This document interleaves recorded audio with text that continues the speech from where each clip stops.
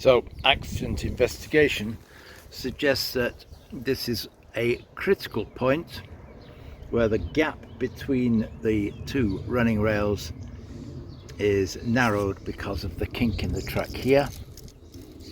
I think it can be solved by pulling that out.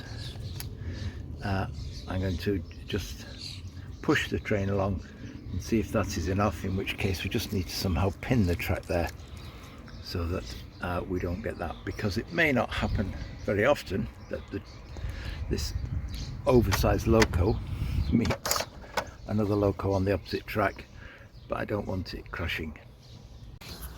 What we have on Thomas here is a step. If I go right over it, you can see the step projects a few millimeters beyond the loco, so that will catch this larger loco. So it's got a couple of millimeters to come over. I don't want to be removing the step.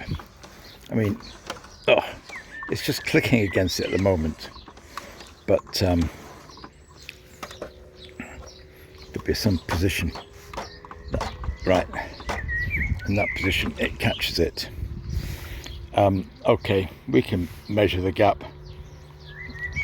get something to gauge it with. I think it might be a bit narrow here as well, and that's where it's set in concrete. So it might be that. Yeah, look at that. We're on a curve. No way these two can pass at that point. Okay. And the way I've set the track into the concrete for this step means that I can't easily pull the track further apart. Most of the things get past without any difficulty. It's something for me to think about. So yeah, we can drive that one forwards, except it's not moving very well. I was moving better in one direction than the other. Oh, is it actually come up against something? Don't know. That's an interesting thing. So unless I've done something with the track while I've moved it about a bit at that point. Yep, I have.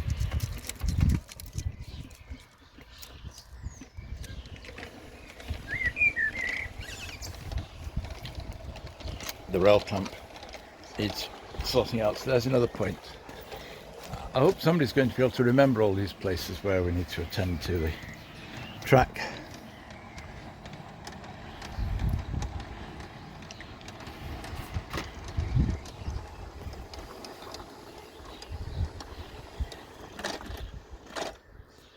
It's interesting that it judders there. This is a combination of dirty rail and certain weight on the track that does that. There we go. I do like a nice motion. By that I mean cranks on wheels. Although this is a diesel or diesel electric, it's good to see that going round on these two powered bogies. I believe on this model both bogies are powered. There's some great details on these Spectrum models. Some quite good prototypical details.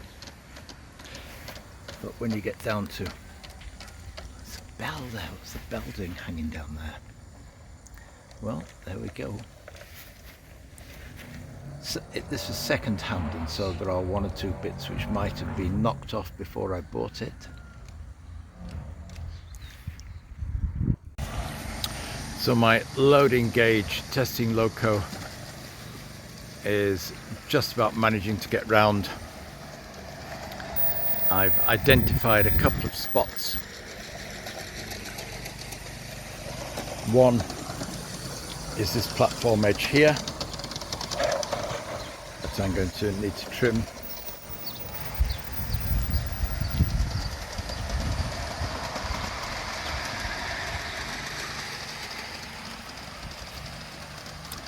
But it's making its way around. What I'll need to do now is swap the locos over. That's the most critical track, the outer one, I think. Woo! That was caught on camera, wasn't it? We need to investigate what happened there. So there's a point here where it's crashed. Let me go and turn the power off. The troublesome trucks are all over there. Poor Thomas is lying on his side.